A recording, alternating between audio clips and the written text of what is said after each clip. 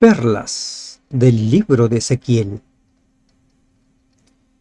Para quienes consideran que la ley de Dios ya no está vigente, que la ley de Dios ha sido abolida, este capítulo 20 debe ser uno de los capítulos que quisieran borrar de la Biblia.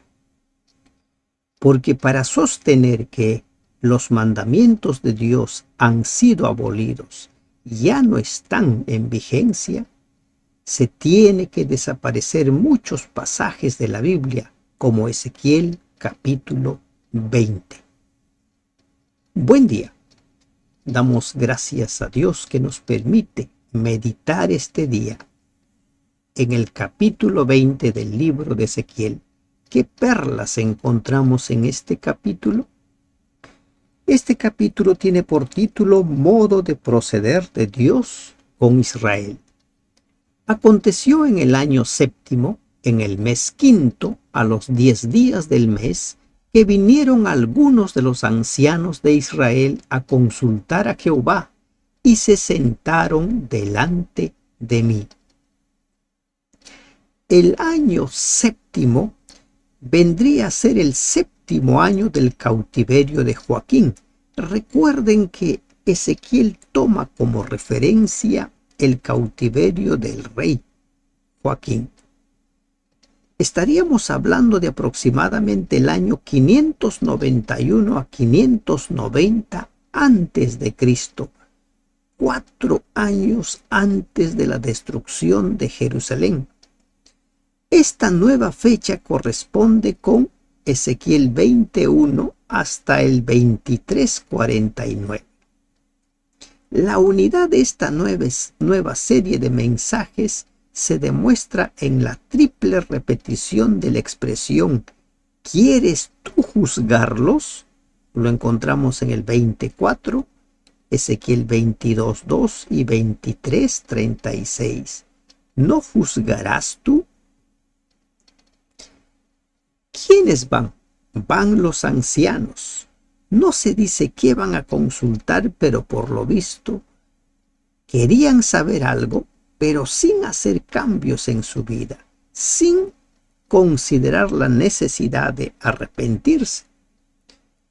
Y vino a mí palabra de Jehová, diciendo: Hijo de hombre, habla a los ancianos de Israel y diles: así ha dicho Jehová el Señor, ¿a consultarme venís vosotros? Vivo yo, que no os responderé, dice Jehová el Señor. Dios nunca se niega a conceder luz al que busca con sinceridad. Pero si el que consulta se niega a andar en la luz que ya le ha sido revelada, es presunción el pedir mayor luz. Con frecuencia, los hombres buscan más luz con la esperanza de evitar tener que realizar algún deber desagradable que Dios les está pidiendo que cumplan. Segunda de Tesalonicenses 2, 10, 11. Hay personas que se esfuerzan, tratan de encontrar pasajes bíblicos para demostrar que el domingo es el día del Señor. ¿Por qué? Porque en Apocalipsis 1:10, Juan habla acerca del día del Señor. Juan dice: estaba yo en el día del Señor cuando recibió la revelación de Jesús. Y entonces quieren demostrar que ese día es el domingo, pero no hay un solo pasaje en la Biblia, salvo que se me haya pasado alguno, que indique que el primer día de la semana sea el día del Señor. Recuerden, si no está escrito, todo lo que se diga es pura suposición, es presunción, es parecer personal. Y aquí van a consultar. ¿Y para qué quieren consultar si no quieren hacer cambios en su vida, si no quieren vivir a la luz que Dios les ha revelado? ¿Para qué quieren más luz? Y esta es una gran perla. Si tú quieres recibir más luz, debes poner en práctica la luz que has recibido hasta el momento. ¿Quieres tú juzgarlos? ¿Los quieres juzgar tú, hijo de hombre? Hazles conocer las abominaciones de sus padres. Al profeta se le manda narrar la historia pasada de Israel. Esto podemos compararlo nosotros con Nehemías 1, Salmo 78 o el discurso de Esteban, Hechos 7, donde se narra la historia del pueblo de Dios. Y aquí Dios le pide a Ezequiel que le recuerde la historia, cómo es que sus padres se alejaron de él. Y lamentablemente les demuestra que ellos están cometiendo el mismo pecado. La historia debe servirnos para aprender, para no volver a cometer los mismos errores, pero aquí generación tras generación el pecado se estaba repitiendo en la misma manera, de la misma forma. Y diles, así ha dicho Jehová el Señor, el día que escogí a Israel y que alcé mi mano para jurar a la descendencia de la casa de Jacob, cuando me di a conocer a ellos en la tierra de Egipto, cuando alcé mi mano y les juré diciendo, yo soy Jehová vuestro Dios. Vamos a encontrar repetidas veces esta frase, alcé mi mano. ¿Qué es alzar la mano? Es señal de juramento. Génesis 14, 22, Deuteronomio 32, 24 o Apocalipsis 10, 5, 6. Alzar la mano. Dios dio su palabra con juramento. Había asegurado que la tierra prometida, la tierra que fluye leche y miel, sería de la descendencia de Abraham. Dios cumplió su palabra. Aquel día que les alcé mi mano, jurando así que los sacaría de la tierra de Egipto a la tierra que les había provisto, que fluye leche y miel, la cual es la más hermosa de todas las tierras. Una tierra bendecida, una tierra de abundancia que estaba en manos de los cananeos. ¿Hay alguna lección aquí? Hay muchas bendiciones en el presente que están a manos de los impíos, de aquellos que no quieren aceptar a Dios. Pero llegará el día en el cual las bendiciones, esa tierra que fluye leche y miel, la nueva Canaán, la Canaán celestial, será la morada del pueblo de Dios, la más hermosa de todas las tierras. Solo Ezequiel emplea esta descripción. Isaías llama a Babilonia hermosura de reinos.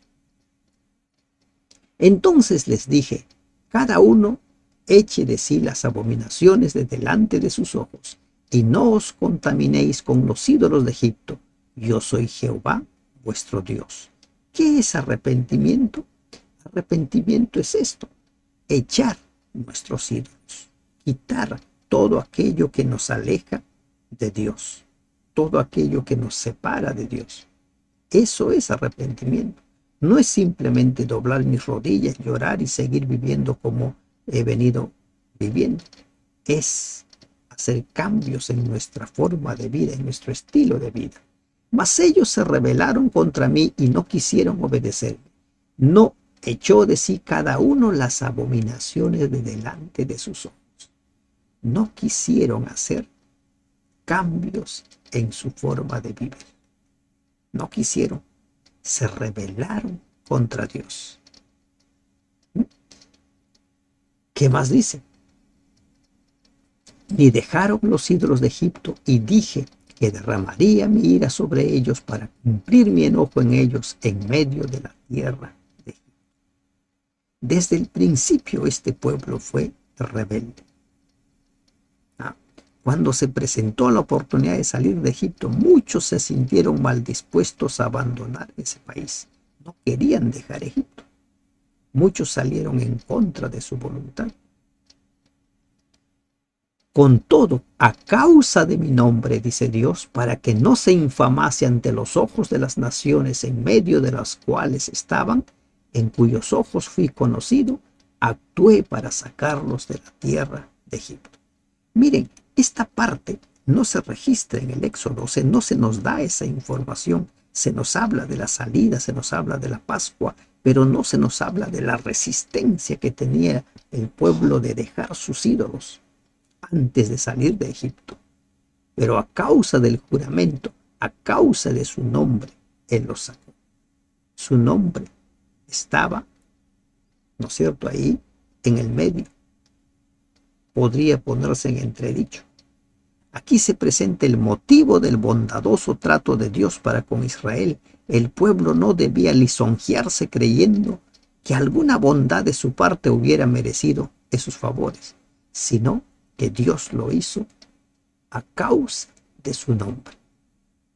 Los saqué de la tierra de Egipto y los traje al desierto. Cruzaron el Mar Rojo y llegaron al desierto. Y les di mis estatutos y les hice conocer mis decretos, por los cuales el hombre que los cumpliere vivirá. Miren, aquí encontramos algunas perlas.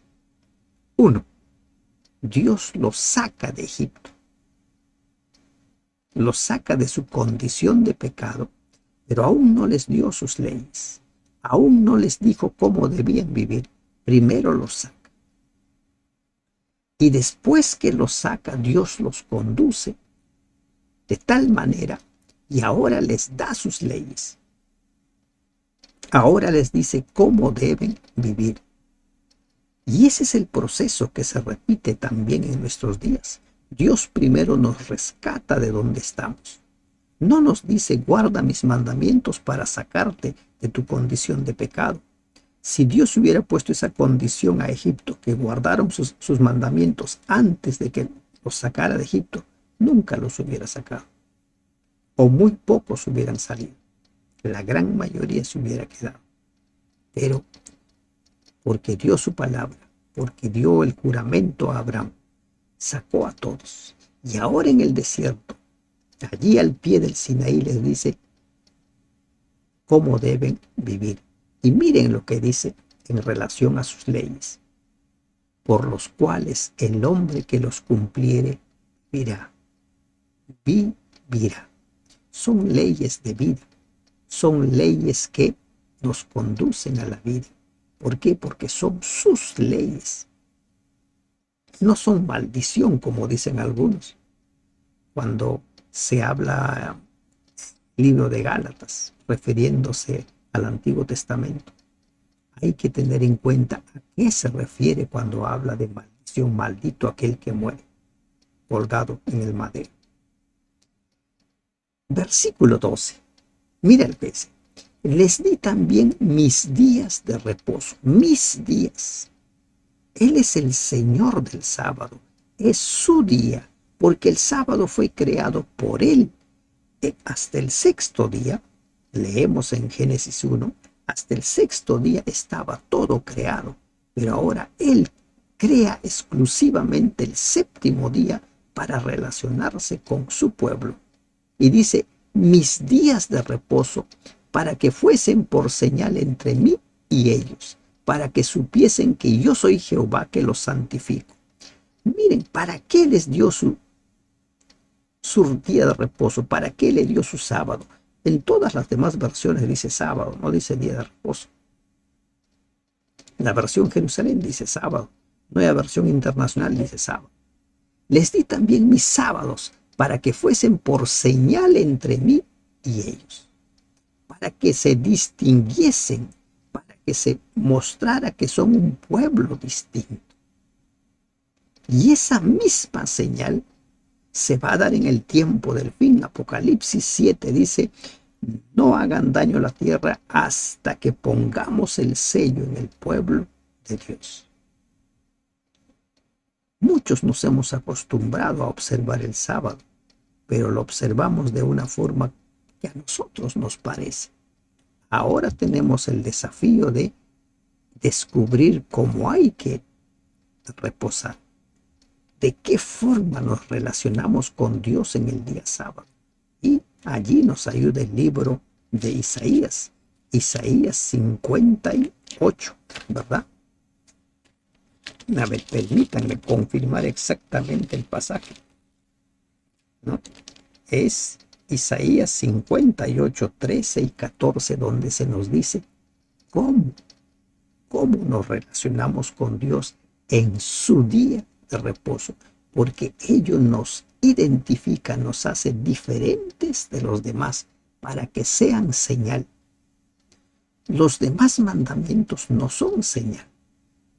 Este pasaje es vital y se va a volver a repetir en el versículo 20.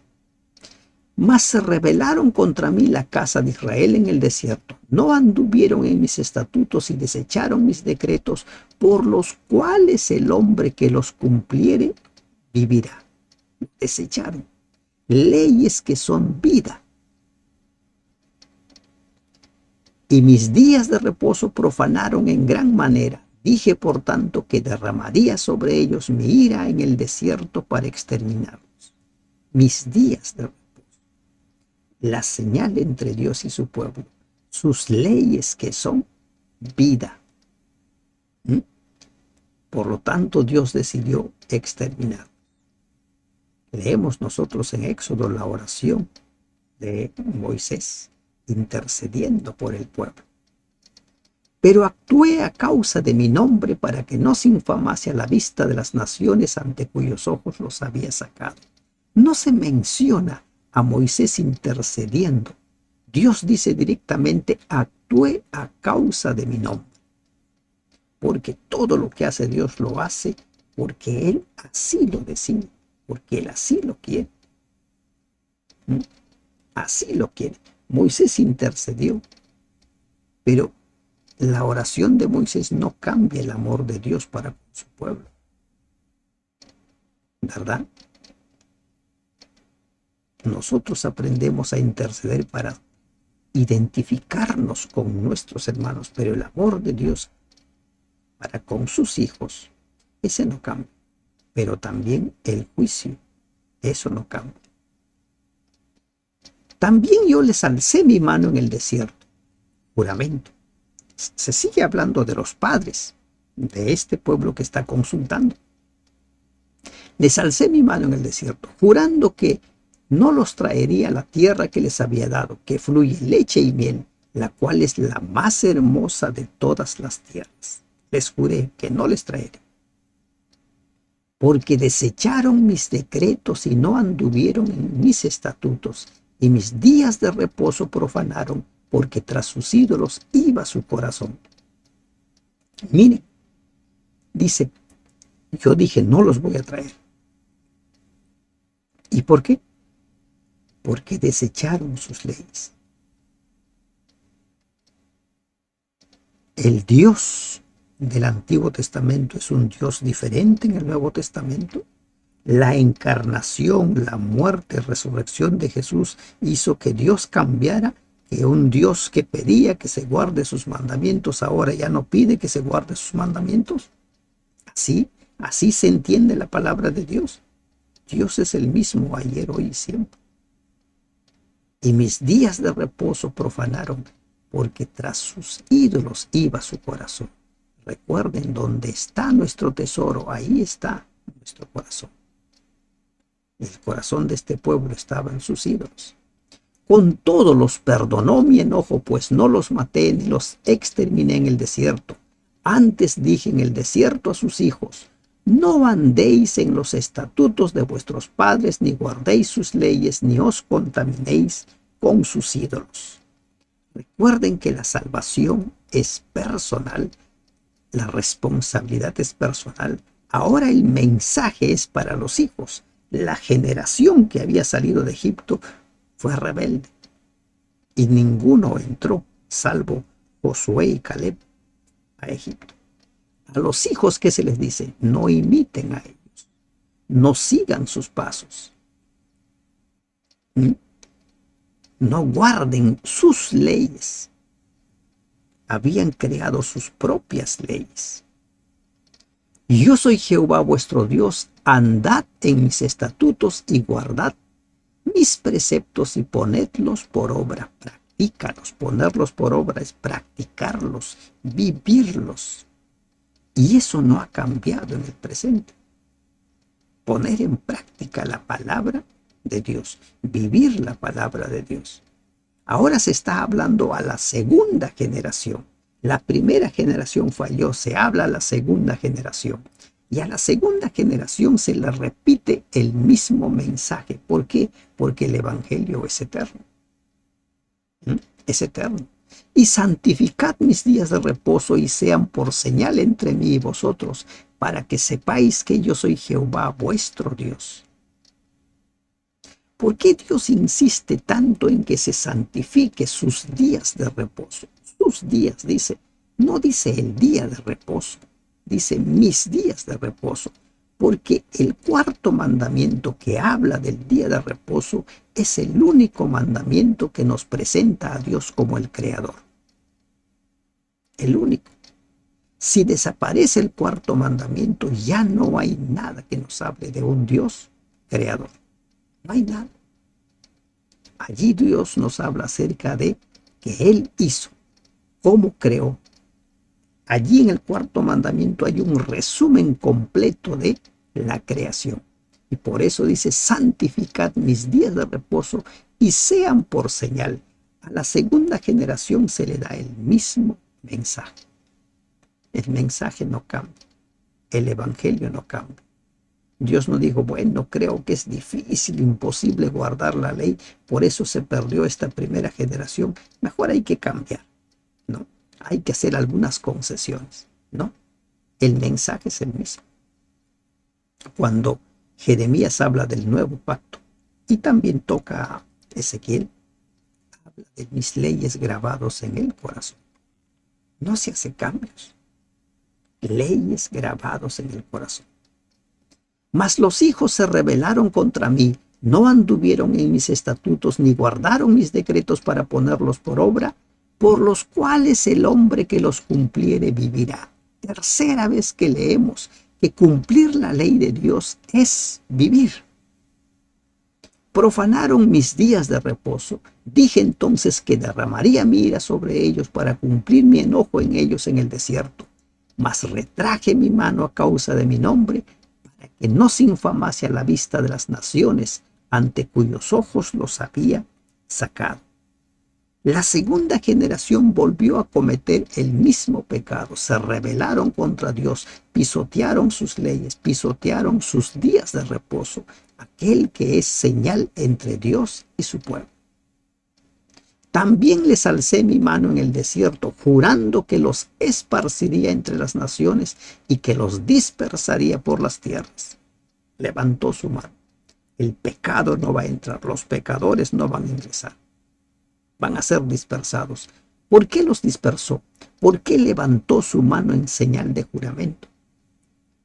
Porque no quisieron poner por obra mis decretos, sino que desecharon mis estatutos y profanaron mis días de reposo. Miren, ¿por qué? ¿Por qué no iban a ingresar? ¿Por qué no iban a participar de sus bendiciones?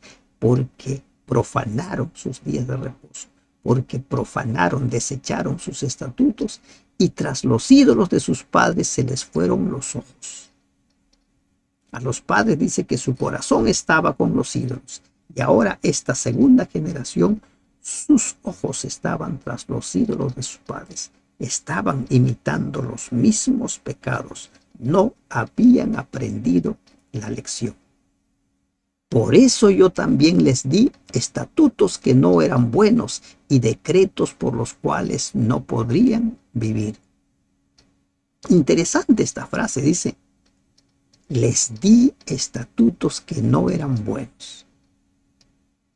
Estos no eran los estatutos por los cuales el hombre que los cumpliere vivirá. No forman parte de la ley mosaica. Esto resulta evidente por la referencia que se hace en el versículo 26. Miren lo que dice.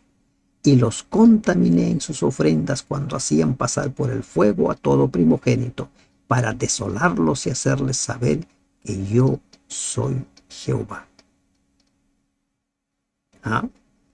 Los entregó a la congregación de los niños a Moloc. Los estatutos que el pueblo había adoptado, que no eran buenos, habían venido de los paganos que los rodeaban. Pues quieren vivir con esas leyes, vivan. Dios respeta tu libertad de elección.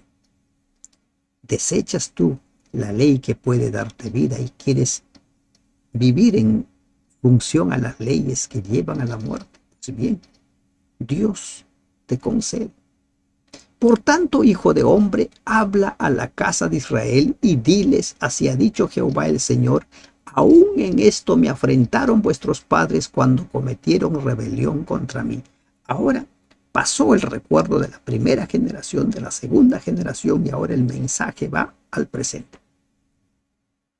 Porque yo los traje a la tierra sobre la cual había alzado mi mano, jurando que había de dársela. Y miraron a todo collado alto y todo árbol frondoso, y allí sacrificaron sus víctimas, y allí presentaron ofrendas, y me irritan, ¿no? Ofrendas que me irritan. Allí pusieron también su incienso agradable, y allí derramaron sus libaciones. ¿A quién se está refiriendo ahora? A ellos, ¿no?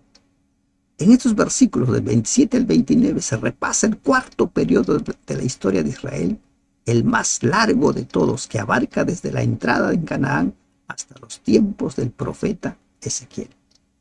Y el pecado se repite, se repite, se repite. Se repite. Miren lo que dice. Yo les dije, ¿qué es ese lugar alto donde vosotros vais? Y fue llamado su nombre Bama hasta el día de hoy. Bama.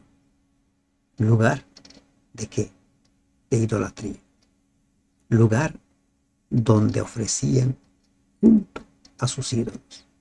Di pues a la casa de Israel, así ha dicho Jehová el Señor, ¿no os contamináis vosotros a la manera de vuestros padres y fornicáis tras sus abominaciones? ¿No están repitiendo ustedes los mismos pecados? ¿No están cometiendo ustedes los mismos pecados que cometieron sus padres? Si la historia no nos sirve para aprender, si la historia no nos sirve para corregir esos errores, está de más. Porque ofreciendo vuestras ofrendas, haciendo pasar vuestros hijos por el fuego, os habéis contaminado con todos vuestros ídolos hasta el día de hoy. Y he de responderos yo, casa de Israel, vivo yo, dice Jehová el Señor, que no les voy a responder. No les voy a dar mayor luz. Ustedes saben que no deben hacer esos sacrificios de los hijos a sus ídolos y lo hacen. ¿Para qué quieren más luz? Y no ha de ser lo que habéis pensado, porque vosotros decís, seamos como las naciones, como las demás familias de la tierra, que sirven al palo y a la tierra. ¿Por qué se llega a esta conclusión? Porque aparentemente como los impíos prosperan, entonces el pueblo de Dios llega a una conclusión. Si esos ídolos les dan prosperidad, entonces nosotros también hagamos lo mismo, ignorando que son sus pecados los que les han quitado las bendiciones, son sus pecados los que los han llevado a las angustias, al caos, a las situaciones de crisis. Vivo yo, dice Jehová el Señor, que con mano fuerte y brazo extendido y enojo derramado he de reinar sobre vosotros. Esta expresión se emplea con frecuencia en el Pentateuco para indicar las maravillas que Jehová realizó para liberar a su pueblo del poder de los egipcios. Ahora Dios va a realizar un nuevo éxodo, los va a sacar, los va a mandar al exilio. Y os sacaré de entre los pueblos y os reuniré de las tierras en que estáis esparcidos con mano fuerte y brazo extendido y enojo derramado.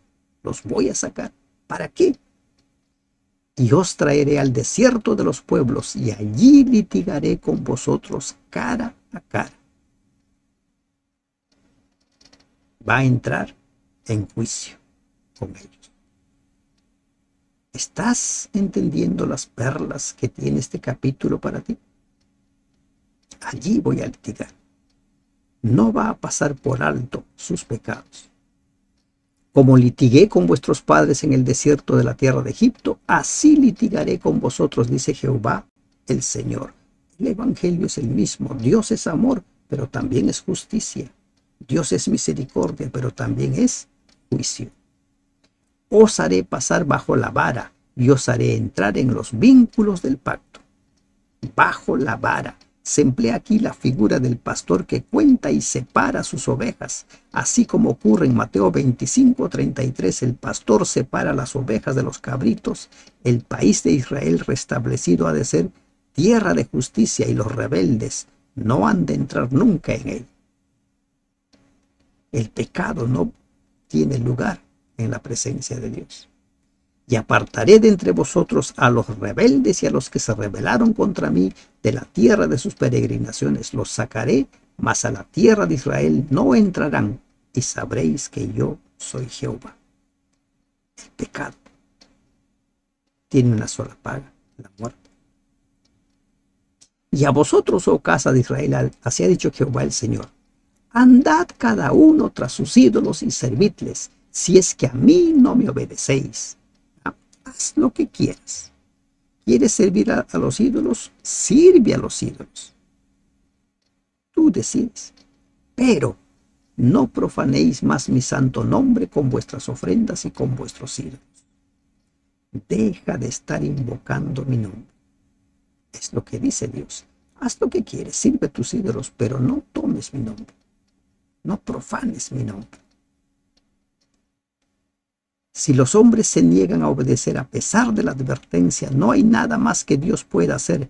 La coerción es contraria al carácter de Dios. Por lo tanto, no se les impide servir a sus ídolos. Las palabras de este pasaje recuerdan Apocalipsis 22:11, que dicen literalmente que el que hace injusticia haga injusticia todavía, y el inmundo sea hecho inmundo todavía. También Oseas 4:17, donde dice: Efraín es dado a los ídolos, déjalo, pero tales decretos no son dados sin gran tristeza y pesar. El profeta añade: ¿cómo podré abandonarte, oh Efraín? Mi corazón se conmueve dentro de mí, se infama toda mi compasión. Oseas 11:8. Dios no quiere la muerte del impío, pero si decide morir, Dios no puede hacer nada más. Pero en mi santo monte, en el alto monte de Israel, dice Jehová el Señor, allí me servirá toda la casa de Israel, toda ella en la tierra.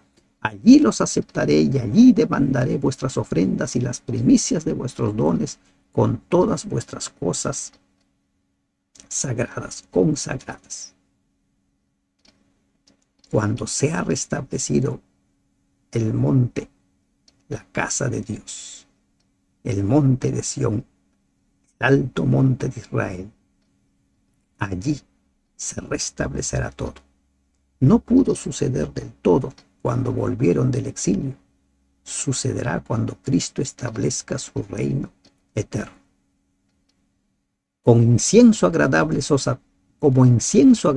os aceptaré, cuando os haya sacado de entre los pueblos y os haya congregado de entre las tierras en que estáis esparcidos, y seré santificado en vosotros a los ojos de las naciones.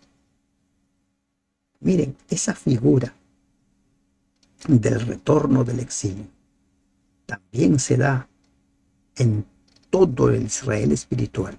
De todas las naciones saldremos para ir al encuentro con nuestro Señor, para dar inicio a ese reino eterno. Y sabréis que yo soy Jehová cuando os haya traído a la tierra de Israel, la tierra por la cual alcé mi mano jurando que la daría a vuestros padres. La Sión celestial será una realidad en la cual todo el deseo de Dios se haga realidad. Nunca más pecado, nunca más dolor. Allí os acordaréis de vuestros caminos y de todos vuestros hechos en que os contaminasteis, y os aborreceréis a vosotros mismos a causa de todos vuestros pecados que cometisteis. El arrepentimiento sería real. Sentirían dolor, cambios en la vida. Y sabréis que yo soy Jehová cuando haga con vosotros por amor de mi nombre. Miren esto, por amor de mi nombre. Todo lo hace por gracia. Todo lo hace por amor a su nombre. No según vuestros caminos malos, ni según vuestras perversas obras, oh casa de Israel, dice Jehová. No según ustedes, no según sus obras, no según sus esfuerzos, sus pareceres, sino por amor a su nombre. Vino a mí palabra de Jehová diciendo: hijo de hombre, pon tu rostro hacia el sur derrama tu palabra hacia la parte austral, profetiza contra el Negueb, contra el bosque del Negueb. Profetiza. En el hebreo esta palabra, así como las que se traducen sur y austral, se refieren al punto cardinal sur. Se refiere aquí a la tierra de Judá, que a pesar de estar casi directamente hacia el oeste de Babilonia, era alcanzada desde el norte por quienes venían de Babilonia. Profetiza sobre ella. Allí donde Jeremías estaba también cumpliendo la misma función que Ezequiel. Y dirás al bosque de Negueb, oye la palabra de Jehová. Así ha dicho Jehová el Señor. Bosque de Negueb, el sur, a la tierra, que todavía estaba ahí. Recuerden que faltaba unos 4 años para la destrucción total. Había todavía tiempo para arrepentirse. He aquí que yo enciendo en ti fuego, el cual consumirá en ti todo árbol verde y todo árbol seco. No se apagará la llama del fuego y serán quemados en ella todos los rostros desde el sur hasta el norte. Y verá toda carne que yo Jehová lo encendí. No se apagará. Es Dios quien hace. ¿Qué deja en evidencia este capítulo? Es Dios el que tiene el control. Los seres humanos somos instrumentos a favor suyo o en contra de él, nada más. Y dije a Señor Jehová, ellos dicen de mí, ¿no profiere este parábolas? No es que simplemente está hablando parábolas. La gente desea evitar aplicarse la profecía a sí mismo diciendo que es una parábola. Pretenden no comprender. Pero la verdad, la aceptes o no la aceptes, es una sola. Las leyes de Dios son vida. Los días de reposo, los sábados, son sus sábados. Es la señal entre Dios y nosotros, y Dios y su pueblo. El capítulo 20 es un desafío a vivir en armonía con su palabra. Nos recuerda la historia. Los que desecharon sus leyes fueron desechados. ¿Qué harás tú? Que Dios te bendiga. Amén.